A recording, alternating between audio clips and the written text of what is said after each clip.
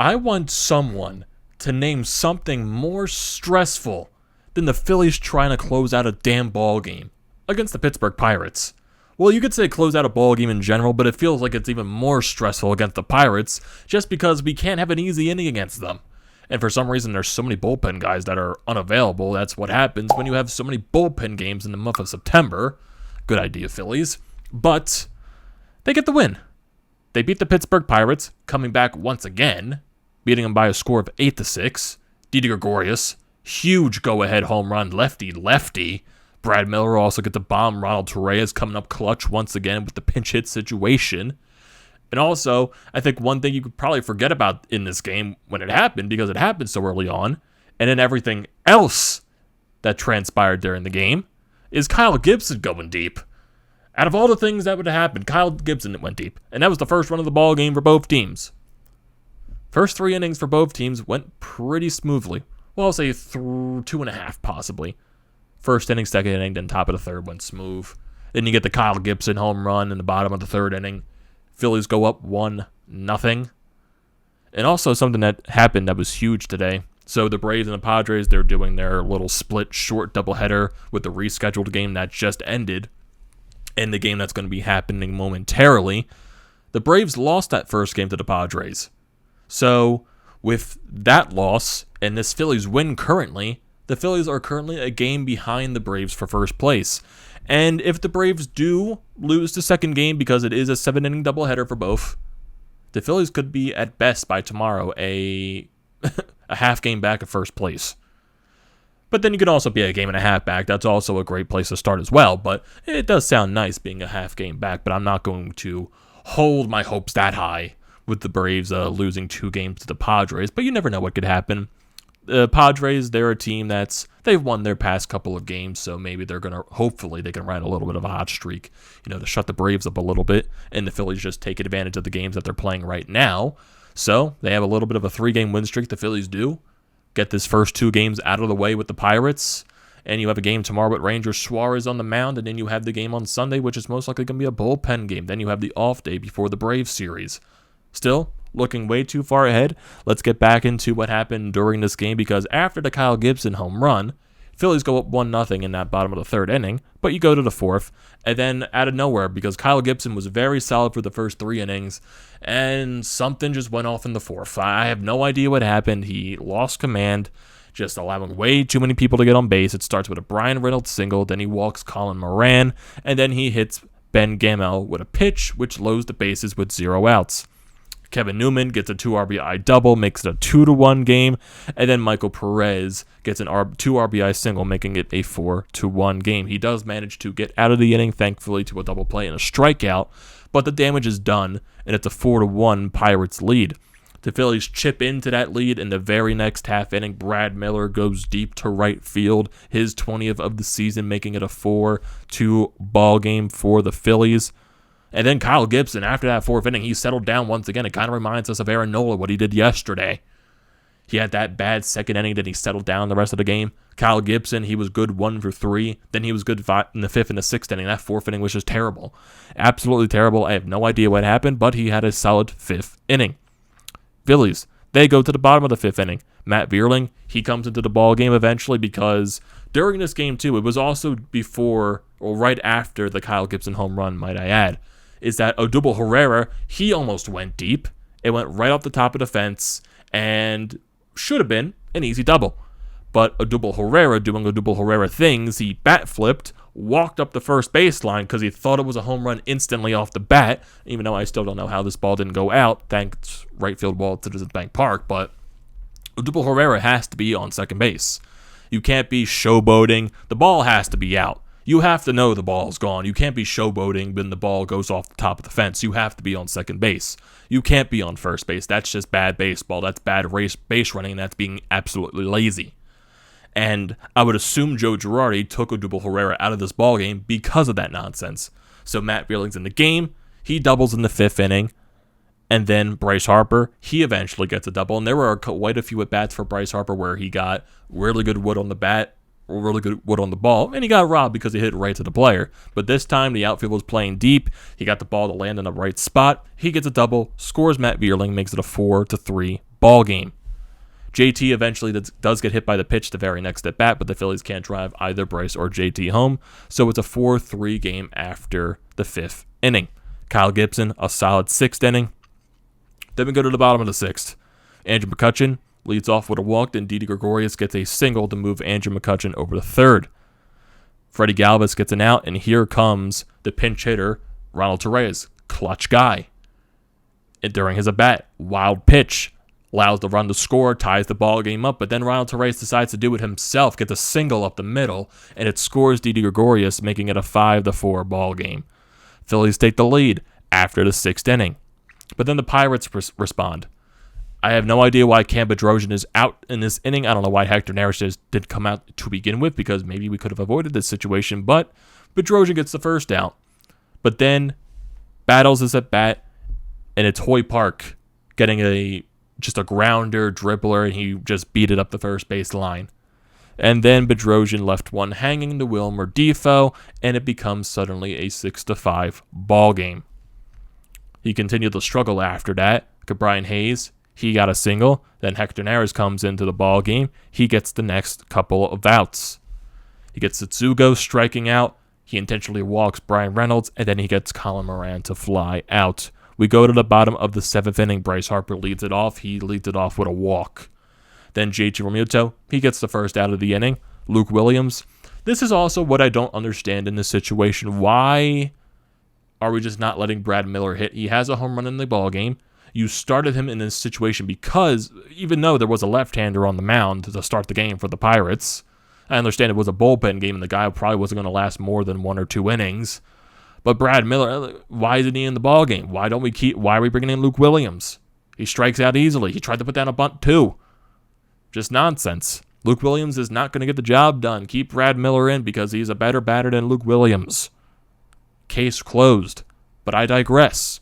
Andrew McCutchen with 2 outs battles in his at-bat, gets a chopper down the left field line. It just stays fair. It's one of those balls that just rolls down the left field line and goes over 3rd base, stays fair. He gets a single. So you got 2 runners on for Didi Gregorius, lefty. And yeah, there were definitely some people that were complaining, since we took Brad Miller out, why are we leaving Didi Gregorius in the game? He sucks worse at left-handers. But I guess he shut those people up because he crushes the ball into the right field stands, making it an 8-3 ball game. Thank you, Didi Gregorius, for shutting us up, because I was definitely one of those people that was criticizing the play with Brad Miller being pitched at 4, but thankfully Didi Gregorius shut us up. We go to the top of the 8th. Hector Neris, still in the ball game. He gets into a little bit of a jam of his own. He gets 2 outs, but he allows the bases to get loaded. Joe Girardi comes out to talk to him. Hector Neris is like patting his chest. I got this. Don't worry about it, Joe. Don't worry about it whatsoever. And what does he do? He gets Brian Hayes to ground out right to him, and he takes it to the first base bag himself, and he's dancing the way there, stomps on the first base bag. Man, acts like he won the World Series. I absolutely love the energy out of Hector Neris. The Phillies, they can't get anything going in their half of the 8th inning, and we go to the top of the 9th, where Ian Kennedy makes it the most stressful thing in the world. He gets the first out by getting Satsugo to pop up. But then Brian Reynolds, he gets a single. He gets a second out, though. So you were thinking, okay, he gets 1 base runner, and that's that. But then Ben Gamel, he walks. But then he gets Kevin Newman to fly out. It was just a stressful inning to begin with. And it was just, oh my goodness. I was just like, come on, man. Come on. Why are we doing this? Why are we doing this, Ian Kennedy? Like, you have to make it the most stressful goddamn thing possible. I just don't understand. But hey, we got the win. And that's all that matters. Go to the pitching. Box score. Kyle Gibson. It's the same thing with Aaron Nola yesterday. Like, it's not a good start, but he had the 1 bad inning, and then he had a good rest of the ball game. I'll just say it wasn't good enough. 6 innings, 3 hits allowed, 4 earned runs, 2 walks, 6 strikeouts. Bedrosian, not good. 3 hits, 2 earned runs on the 2-run shot, and strikes out 1. Hector Neris, fantastic job. 1 2/3 innings. He got into that jam, but he managed to get out of it. 1 hit allowed, 3 walks, 3 strikeouts. And Ian Kennedy allows 1 hit, walks 1, and strikes out 1. To the lineup. Odubel Herrera goes 1 for 2, And then he eventually gets subbed out for Matt Vierling, who then goes 1 for 3 and scores 1 run. Gene Segura, not the best day at the plate. He goes 0 for 4 with a walk. Bryce Harper goes 1 for 3 with a run scored, an RBI, and a walk. The man just continues to get on base. I think he has an almost 20-game on-base streak. I think that's what the broadcast said. I think it was around 17 or 18 in an on-base streak. So the guy just continues to get on base, even though he's not getting much to hit at all. So he still finds ways, which is why I love Bryce Harper. JT Realmuto, he goes 0 for 3 in this ballgame. Brad Miller goes 1 for 3 with a solo shot. Luke Williams in his only at bat for the pinch hit situation goes 0 for 1. Andrew McCutchen goes 1 for 3 with 2 runs scored. Didi Gregorius, he goes 2 for 3 with a 3-run shot. Clutch at bat from Didi. Freddie Galvis goes 0 for 3. Kyle Gibson goes 1 for 2 with the solo shot, his first major league home run. And yes, that is definitely something you probably would forget that happened in this game because so much shit happened. Ronald Torreyes, his pinch hit situation, 1 for 1 with the RBI. And Travis Jankowski, his lone hit in this ballgame, he was 0 for 1. In terms of runners in scoring position, Phillies went 3 for 7 and left 6 total on base.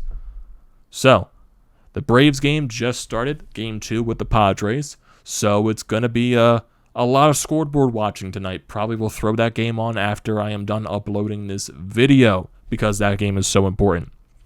So like I said earlier in the video, with this win, the Phillies are now 80-74, 6 games above 500. They are now a game behind the Atlanta Braves for first place.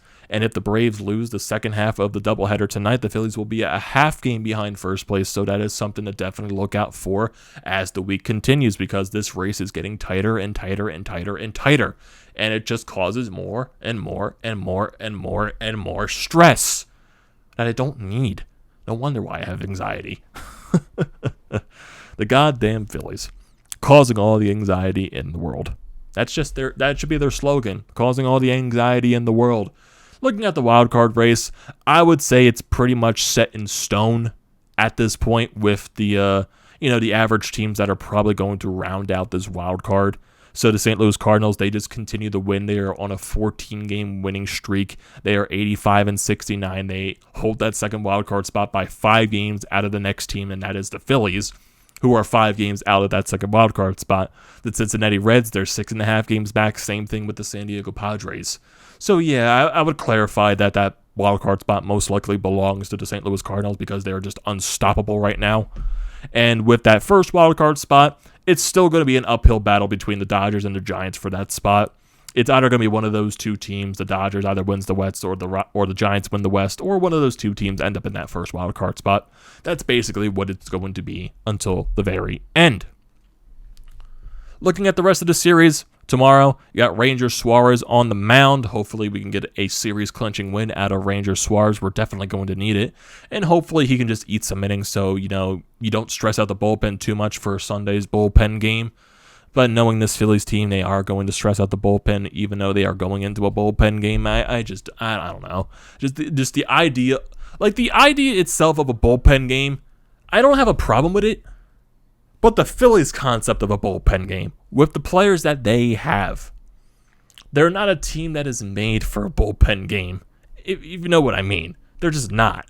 If you see all these other teams around the league that can do bullpen games because they're good teams, the Tampa Bay Rays, they have one of the best bullpens in baseball. The Dodgers can do it. I would assume the Giants can do it. All these other good teams around baseball, I would assume the Brewers could do it. The Phillies can't do it. And they're the ones that are doing it in September when the games matter most. And somehow they're still winning these bullpen games, but I'm not going to get into that. I'm not going to get into that whatsoever. So after these 2 games against the Pittsburgh Pirates to close out the series, you have the off day on Monday, and that's Eagles versus Dallas. That's going to be a huge day for Philadelphia. After that, you'll have the 3-game set against the Atlanta Braves, which is going to be a very huge series in determining what happens with the division, who comes out on top in that series. I have no idea. That's way looking too far ahead. You got to take it 1 game at a time with this goddamn team. And then after that Braves series, you're going to close off the season with the Miami Marlins in Miami. Have fun. Have a lot of fun. Yeah, this next week and a half is definitely going to cause some stress, some anxiety. Some people are probably not going to be able to sleep, like me. And for that Braves series, it's slated to most likely have your top 3 guys going, with Wheeler on Tuesday, Nola on Wednesday, and Gibson on Thursday. So yeah. Still looking too far ahead, though. Still looking too far ahead. And let me just check on this Braves game before I close it out. I think they just got underway. Yes, they are. They are in the top of the first inning, and there's 2 outs in that top of the first. So definitely when I am done recording this, which I'm going to stop this video in the next couple of seconds, I'm going to turn that game on. So that's going to do it for this video, everyone. What are your thoughts on this game? What are your thoughts on this Phillies win and the next 2 games coming up? I want to hear all your thoughts down in the comment section below. Do not forget to leave those down there. Do not forget to drop a like on this video. And don't forget to check out the Painted Lines, which I'm a part of. Their links are down in the description below. Also, don't forget to check out the links to the Broads Media, Flyer Pod merch website, and also for Flyers Nitty Gritty. All that good stuff is down in the description below. Do not forget to choke those out. And the most important thing you can do is hit that damn subscribe button. I greatly appreciate that. Please. And thank you very much. And I will see you next time.